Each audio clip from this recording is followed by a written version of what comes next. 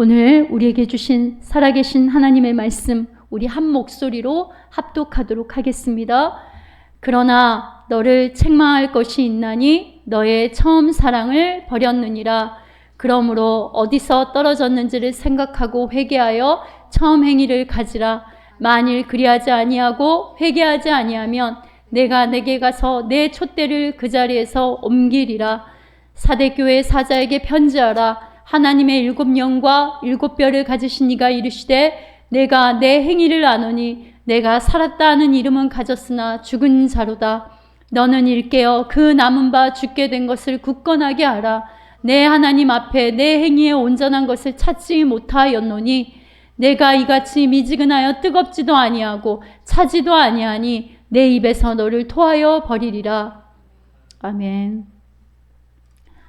지난 시간에 계시록의 기록 목적은 곧 예수님이 이 계시록을 통해서 어떤 말씀을 하시고자 하실까, 바로 그것이고 7 교회에게 공통적으로 하시는 말씀이 있는데 이게 핵심 중에 핵심이고 바로 기록 목적이라고 했습니다. 7 교회에게 주시는 말씀에 공통된 단어가 이기는 자, 계속 반복해서 말씀하십니다. 그게 핵심이라는 거예요. 7 교회에게 하시고자 하시는 칭찬과 책망, 그것만 보면 안 되고 이기는 자에게는 구원이 약속되어 있다라는 말씀을 계속 동일한 패턴으로 우리에게 하고 있음을 보아야 합니다. 그래서 예수님이 이 편지를 보낸 목적은 바로 오늘 영적 이스라엘인 교회 우리들에게 이겨라, 이기기를 원한다라는 거예요. 너희들은 이길 수 있어. 왜냐하면 내가 너희와 함께하고 내가 이미 승리했기 때문에 너희에게 준 바로 그 자유문서, 예수의 이름으로 선한 싸움을 싸우라. 내가 너희와 함께한다. 믿음을 가져라. 바로 이 메시지를 계속해서 전달하시는 거예요. 그런데 그러면 예수님이 무엇을 이기기를 원하실지 우리가 지지난주도 살펴보고 지난주도 살펴보고 오늘 마지막 시간으로 3번째인데, 첫 번째는 뭐예요? 지금 겪고 있는 환난과 고난, 그리고 장차 받을 고난도 두려워하지 마라. 하나님께서 능히 감당할 수 있는 시험 외에는 우리에게 주시지 않고, 또한 그 길도 능히 예수 그리스도의 권세와 능력과 생명으로 이기게 하신다라는 메시지를 나눴었고요. 2번째는 지난 시간에 거짓 교훈, 다른 복음을 분별하고 이겨라. 요한계시록 2장에 보면 발람의 교훈 들은 자를 얘기하고 또한 이세벨의 교훈을 주의하라 말씀하시면서 이러한 거짓 교훈들을 이겨내라는 거예요. 거짓말로 여러 가지 술수로 이상한 메시지의 교훈들을 주는 사람들을, 그 가르침을 너희들은 경계하고 이겨내라는 거예요. 3번째는 교회들에게 공통적으로 이겨라라고 말씀하시고 또 공통적으로 하신 말씀이 있어요. 행위라는 단어를 계속 반복해서 말씀하십니다. 오늘 우리가 본문을 읽어본 것처럼 너 행위가 이상해. 행위를 고쳐라. 신앙의 처음 마음과 처음 행위를 하지 못하게 변질시키는 사단의 교묘한 속임수와 거짓을 분별하고 역시나 이겨라 하십니다. 계시록 2장 4절에서 5절 보세요. 책망할 게 있는데 처음 사랑을 버렸다. 그럼 5절에 뭐라고 하냐면 회개하여 처음 행위를 가져라. 22절도 보세요. 행위를 회개하지 아니하면, 계시록 3장 1절에서 2절 말씀, 나는 내 행위를 알아. 2절 말씀입니다. 내 행위가 나의 앞에서 완전하다고 생각하지 않는다. 깨어나라. 그리고 15절 말씀 역시나 내가 내 행위를 아노니, 계속 행위를 안다, 행위를 보았다, 회개하라. 반복해서 강조하시고 말씀하십니다. 예수님을 모르는 게 아니에요. 믿는다고 해요. 교회도 다녀요. 겉으로는 신앙생활을 열심히 하는 것 같아요. 겉으로는 믿음도 충만한 것 같아요. 그런데 너희들 행위가 이상해. 예수와 연합된 그리스도인의 삶이, 마음의 태도가 아니야. 회개하라. 하나님의 뜻에 합하지 않은 여러 가지 잘못된 행위들에 대해서 회개하라. 회개하라. 반복해서 말씀하십니다. 첫사랑을 버렸다. 그러니까 첫사랑, 처음 행위, 다른 말로 하면 십자가의 도, 너희들 그거 회복해야 돼. 첫사랑, 처음 행위, 십자가의 도, 너희들 그거 회복해야 된다. 예수 믿는 성도들은 영생을 얻은 자들입니다. 그렇죠? 이 말은, 영생을 얻었다는 이 말은 곧요, 지금 육신에 그저 살아있는 숨만 가지고 사는 존재가 아니라 육신의 소욕대로 눈에 보이는 세계에 묻혀서 갇혀 사는 존재가 아니라 생영, 그리스도의 영을 받고 영이 살아서 하나님과 연결된 나라로 사는 영이 살아있는 존재라는 의미입니다. 자, 영이 살아있는 존재로 이미 임한 하나님 나라를 살고 장차 임할 하나님 나라를 준비하는 이미와 아직 사이에 하나님이 친히 제정하신 시간과 하나님이 친히 심기신 곳에 사는 신앙생활을 지금 우리는 하고 있는 거예요. 이런 영이 살아있는 존재로 하나님께서 우리를 창조하셨는데, 그런데 점점 멀어지고 점점 무뎌지고 점점 뭔가가 무감각해지고 점점 내 영혼이 고장난 것을 깨닫지도 못하고 성령 하나님을 따르기보다 성령 하나님을 내가 부리는 종처럼 이용하는, 내 영혼이 성한 곳이 하나 없을 정도로 영적 문둥병이 걸려서 곪고 썩고 이미 살이 떨어져 나갔는데도 모르는 동굴에 갇혀버린 거예요. 그러면 첫사랑, 처음 행위, 십자가의 도의 길로 행하는 믿음이 일하는 행위를 가지지 못하게 하는 사단의 속임수가 여러분 무엇일까요? 첫 번째는요, 성경에서 말하는 그 행함을 변질시키는 다른 복음으로 신앙을 오염시킵니다. 성경에서 말하는 행함을 다른 복음으로 오염시키는 거예요.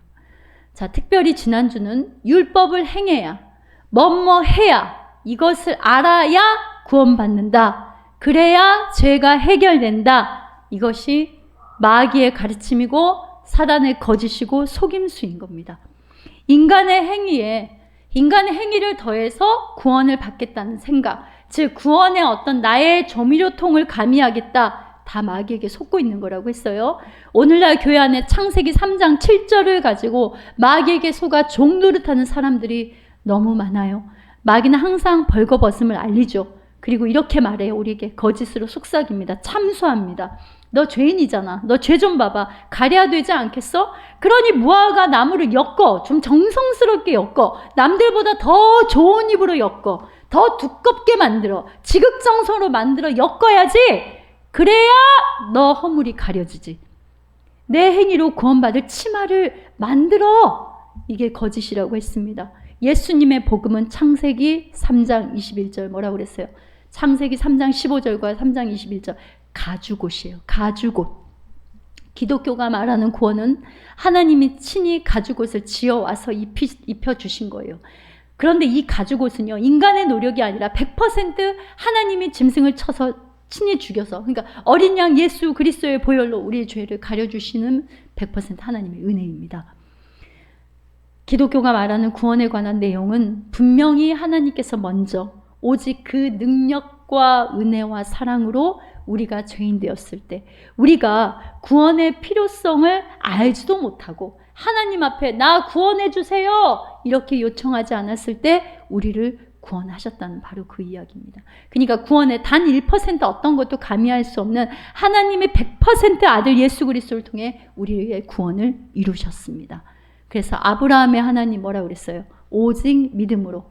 이삭의 하나님 오직 은혜로. 야곱의 하나님 오직 선택으로. 바로 이 구약의 중요한 족장사를 채우고 있는 이 인물들은 바로 이 하나님의 구원을 연기하고 있는 거라고 했어요. 오늘 또 여러분이 꼭 알아야 되는, 성도들을 속이는 사단의 교묘한 다른 복음은 예수가 다 이루어 놓았으니 어차피 내 행위로 천국 가는 거 아니니 이 땅에서 내 뜻대로 내 맘대로 살다가 천국만 가면 되지, 이게 오늘날 교회 안에 들어와 있는 다른 가르침인 영지주의의 얼룩입니다, 여러분. 성경을 가지고 말해요. 복음이라고 해요. 그러나 다른 복음입니다. 로마서 8장 30절에 뭐라고 하냐면 부르신 자들을 부르시고 의롭다 하시고 영화롭게 하신다고 구원의 내용에는 거듭남, 구원의 시작, 그리고 성화, 구원의 과정, 영화, 구원의 완성이라는 내용을 다 담고 있어요. 구원이라고 하는 것은. 그러니까 은혜로 구원을 얻었다. 곧 이 말은 이제 하나님의 자녀로 출생했다. 여기에서 끝난 게 아니라 나는 이제 그 구원의 완성을 향하여 앞으로 나아가는 실제 말씀을 먹는 그리스도와 연합된 삶을 사는 과정 속에 있다. 이것이 다 포함되어 있다는 말입니다.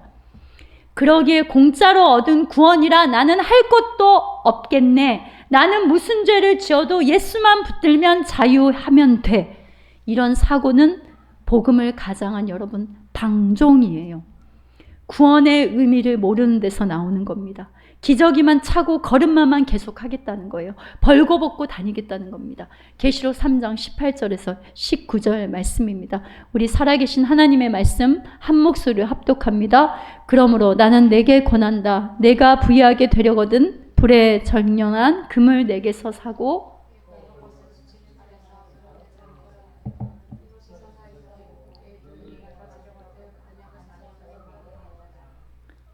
내가 사랑하는 사람은 누구든지 책망도 하고 징계도 한다. 그러므로 너는 열심을 내어 노력하고 회개하여라. 로마서 6장 1절에서 4절도 보세요. 그런즉 우리가 무슨 말을 하리요? 은혜에 더하려고 죄에 거하겠느냐? 그럴 수 없지. 죄에 대하여 죽은 우리가 어찌 그 가운데 더 살겠느냐? 무릇 그리스도 예수와 합하여 세례를 받은 우리는 그의 죽으심과 합하여 세례를 받은 줄 알지 못하느냐? 그러므로 우리가 그의 죽으심과 합하여 세례를 받음으로 그와 함께 장사되었나니 이는 아버지의 영광으로 말미암아 그리스도를 죽은 자 가운데 살리신 같이 함께합니다. 우리도 또한 새 생명 가운데서 행하게 하려 함이라. 새 생명 가운데서 행하게 하려 하신다. 즉 예수로 사는 행함의 열매를 맺게 하시겠다잖아요. 빌립보서 2장 12절에서 보면은 13절에 뭐라고 하냐면 그러므로 나의 사랑하는 자들아 너희가 나 있을 때뿐만 아니라 더욱 지금 나 없을 때에도 항상 복종하여 두렵고 떨림으로 너희 구원을 이루라. 여러분 항상 복종하여 두렵고 떨림으로 너희 구원을 이루라. 예수님 믿어서 하나님의 자녀가 된 자녀들에게 왜 두렵고 떨림으로 너희 구원을 이루라고 하실까요? 구원이 취소된다는 그 떨림을 지금 이야기하는 것이 아니라 하나님에게서 시작되어 우리에게 선물로 거저 주신 구원이 얼마나 굉장한 것인가를 놓치지 말아라는 거예요. 하나님의 아들 예수 그리스도가 우리를 대신하여 죽으심으로 허락한 은혜, 이 깊은 사랑, 유일한 사랑을 가볍게 생각 말고 쉽게 생각 마라. 그러니까 하나님의 아들 예수 그리스도가 우리를 대신하여 죽으신 그 은혜와 사랑을, 이게 유일한 사랑이잖아요. 누가 우리를 죄에서 건질 수 있고 우리를 구원할 수 있겠어요? 그거를 가볍게 생각 말고 쉽게 생각 말하는 거예요. 너가 걸치고 다니는 그런 어떤 명품 옷이라든지 명품 백보다도 못하게, 제가 지난주도 우리 좀 과격한 말을 쓰긴 했지만 똥값으로 여기고 살듯이 그렇게 살지 말라. 그런 행위를 가지지 마. 여러분 큰 것, 그러니까 구원이 얼마나 큰 보화임을 깨달은 자는요 작은 것에 마음이 인생이 팔릴 수가 없는 거예요. 성경은 어느 곳에서나 구원을 논할 때마다 이 두 가지, 즉 하나님 자녀로의 출생과 하나님 자녀가 되었기 때문에 가야 하는 그 구원의 영광된 완성을 어디서나 얘기하고 있는 셈인데 우리는 자꾸 한쪽으로 치우쳐서 교리와 신학 싸움을 하고 있는 거예요. 거기에 고래 싸움에 새우등 터진다고 그냥 성도들만 계속 헷갈리게 되는 거죠. 예수님은 십자가를 지고 우리를 위해 죽으신 것만이 아니고 부활하신 것도 우리를 위한 것이라고 성경은 이야기합니다. 우리 로마서 5장 9절에서 10절 함께 합독해 보겠습니다. 그러면 이제 우리가 그의 피로 말미암아 의롭다 하심을 받았으니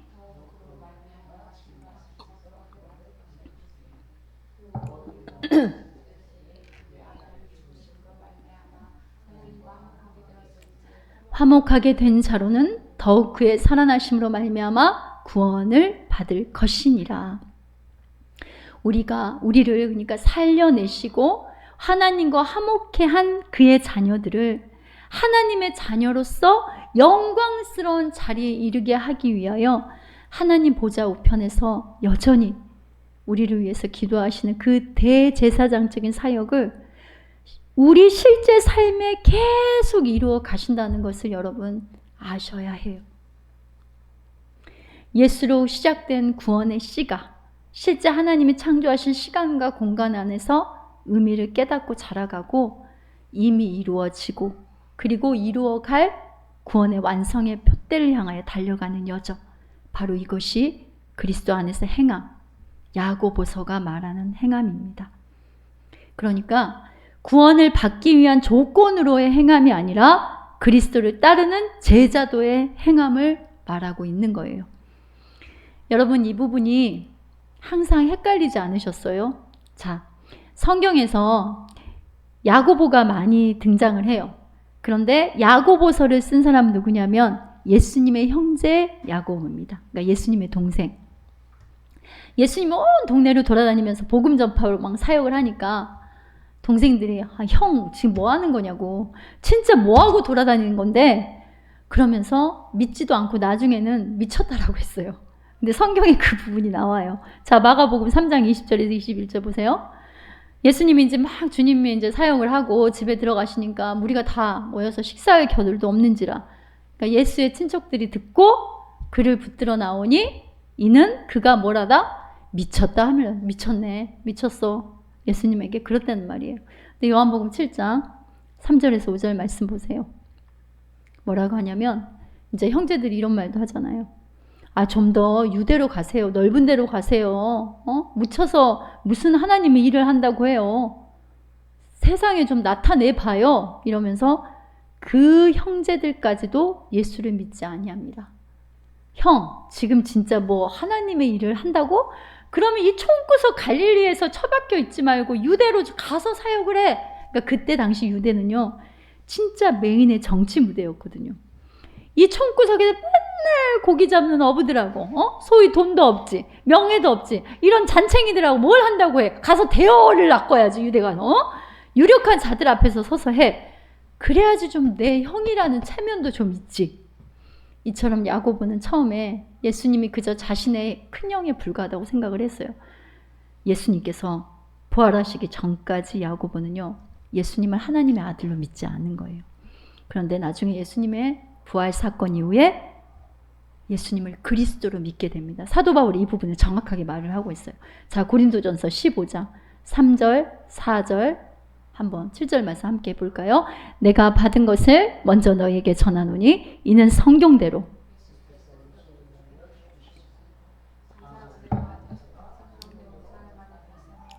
그 위에 야고보에게 보이셨으며 그 위에 모든 사도에게와. 여러분 보세요.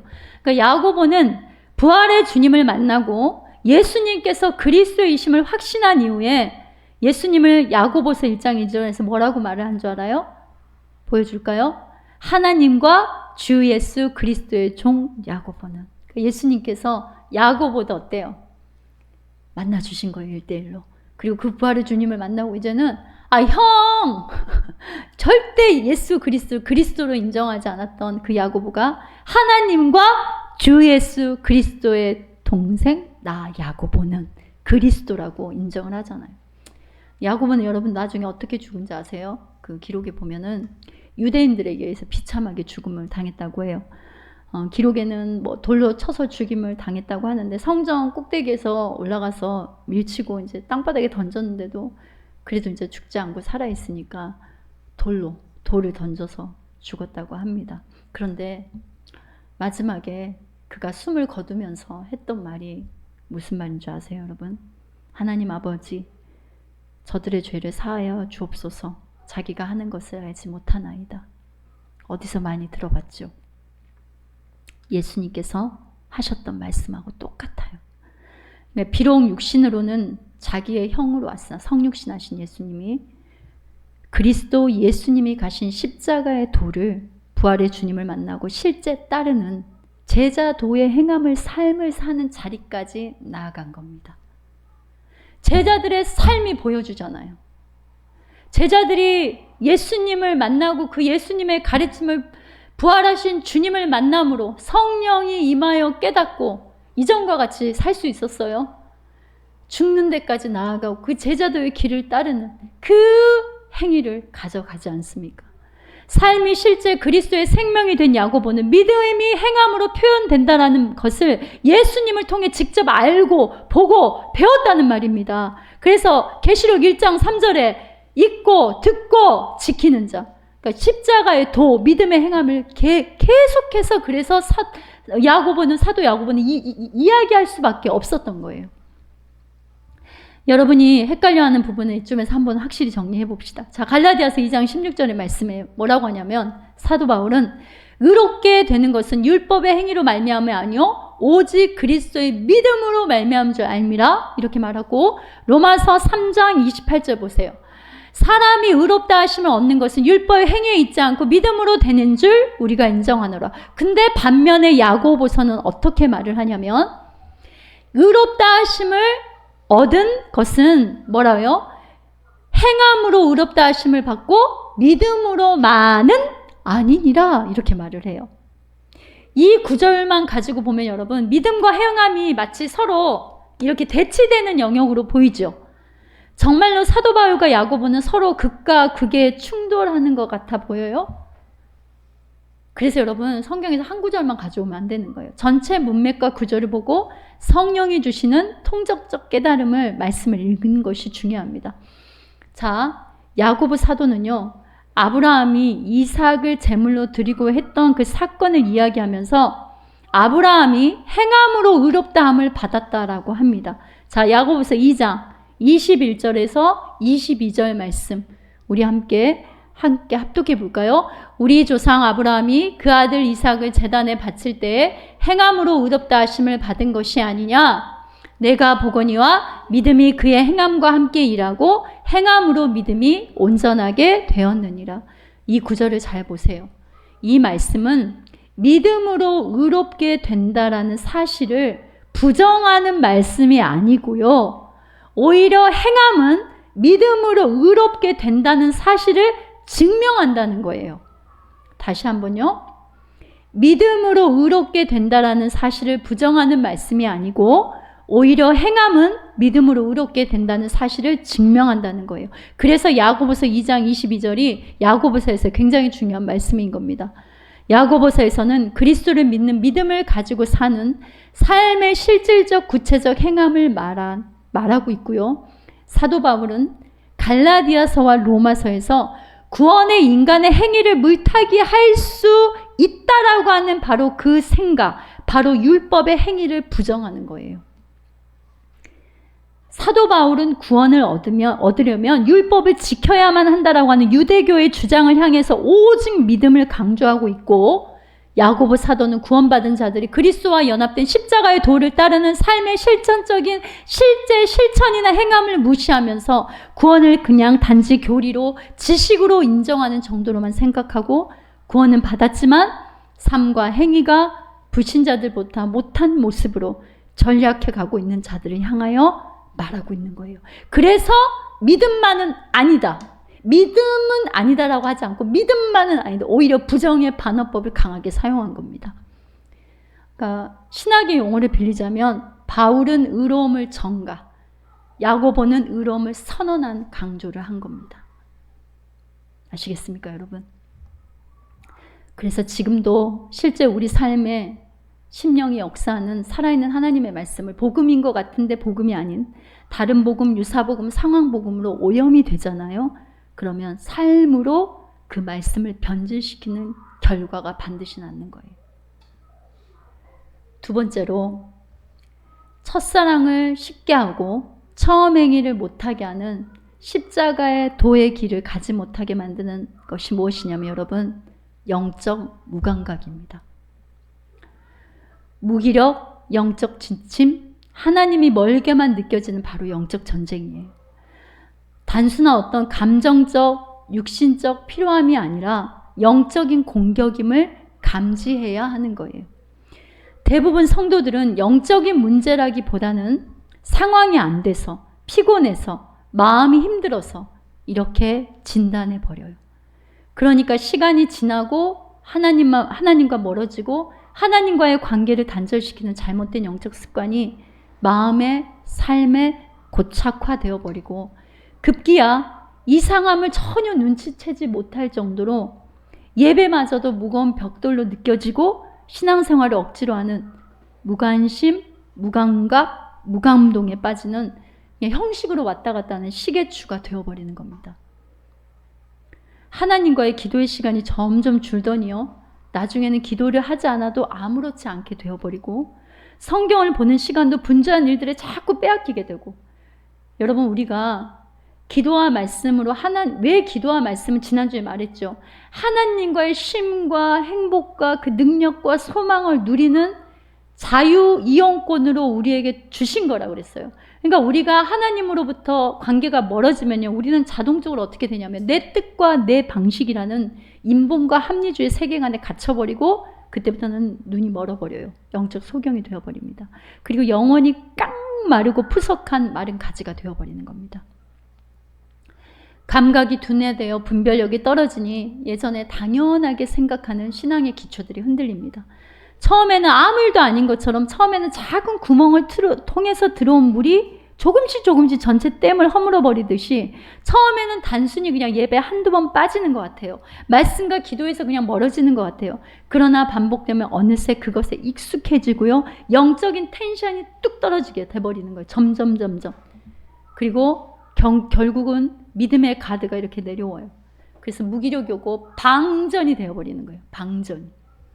여러분 영적으로 여러분 경험해 보셨죠? 영적으로 방전이 되면 여러분 육신도 다운이 되는 것들이 느껴지실 거예요. 그리고 그 무기력은 오직 나에게만 집중하는 공간으로 들어가게 되고 하나님을 사랑하는 열정과 영혼을 향한 무관심으로 나타나게 되는 겁니다. 이게 바로 육신의 암보다 무서운 영적 암병이에요. 여러분 혹시 이런 시간 겪어보신 적 있나요? 하늘과 땅 사이에 하나님과 나만 있고 예배할 것도 없고 내 손에 주어진 건 성경. 사람도 다 끊어내시고 친구도 없고 이런 시간을 주시는 광야가 있었습니다. 그러니까 이 시간이 근데 주어졌을 때야 그때서야 제가 하나님 앞에 토해놓는 게 뭐였냐면 하나님 제가 미지근한 목사였습니다. 미지근한 목회라고 성령 하나님을 이용하는 예배는 내 자신을 나타내는 쇼장이었습니다. 하나님을 의지하지 않고 하나님을 따르는 그리스도의 종이 아니라 눈에 보이는 온갖 우상들을 숭배한 바알 숭배자였음을 깨닫게 하셨어요. 그때 신앙을 예배를 하나님을 향한 사랑을 그냥 뼛속을 헤아려 보듯이 보게 된 거죠. 그래서 급기야 다시 복음 앞에 내 영혼을 세워달라고 이 깊은 영적 무기력과 내 영혼의 암병을 고쳐주세요. 이 기도를 배우게 하셨습니다. 그런데 지금도요. 이 훈련은요. 계속되고 있고 주님 만나는 그날까지 계속될 겁니다. 여러분이 믿는 하나님은 살아계신 하나님이에요. 아멘이세요? 부활의 생명을 주신 주님입니다. 나사로야 나오너라. 그 말씀처럼 계시록 18장 4절 보세요. 내 백성아 거기서 나와라라고 하시잖아요. 그리고 에스겔 37장 13절에서 14절 말씀 함께 합독해 보겠습니다. 내 백성아 내가 너희의 무덤을 열고 그 무덤 속에서 너희를 이끌어낼 그때에야 비로소 너희는 내가 주인 줄 알 것이다. 내가 내 영을 너희 속에 두어서 너희가 살 수 있게 하고 너희를 너희 땅에 데려다가 놓겠으니 그때야 비로소 너희는 나 주가 말하고 그대로 이룬 줄을 알 것이다. 나 주의 말이다. 보세요. 너희가 살 수 있게 하고 너희의 땅에 데려다가 놓겠으니 나 주의 말이다. 지금 이 말씀은 과거에 포로된 이스라엘 백성들을 향한 언약의 끝난 말씀이 아니라 알파와 오메가 되시는 여전히 이제도 계시고 전에도 계셨고 장차올 주님이 여러분과 저의 삶을 하나님이 원하시는 시간과 자리를 향해 인도하시며 살 수 있게 하시고 데려다 놓겠다 하십니다. 그러기에 내 영혼이 사는 것 길은 다른 어떤 방법이 없습니다. 다른 복음에 오염되고 허망한 길을 쫓던 걸음을 멈추고 지금 쩍쩍 말라진 이 모습 그대로 와서 하나님의 품에서 나오는 치료의 광선을 쬐고 생수로 다시 목마름을 죽이는 하나님의 품을 경험하는 것밖에 없습니다. 하나님의 앞에 와서 다시 복음 앞에 내 영혼이 살아나는 은총을 구하는 아파르게 성도님이 되시길 주님의 이름으로 축원합니다.